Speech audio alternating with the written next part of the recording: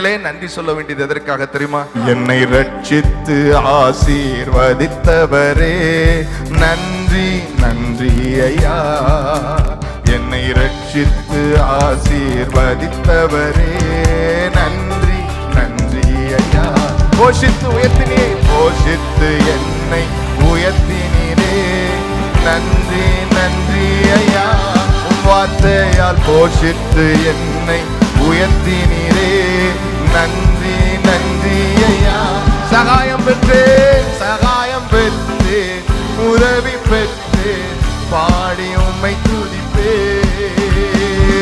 சகாயம் பெற்றேன், உதவி பெற்றேன், பாடி உம்மை துதிப்பேன். உம்மை போற்றுவேன், உம்மை போற்றுவேன், உம்மை உயர்த்துவேன், உம்மை பாடுவேன், உம்மை ஆராதிப்பேன். உம்மை போற்றுவேன், உம்மை உயர்த்துவேன், உம்மை பாடுவேன், உம்மை ஆராதிப்பேன்.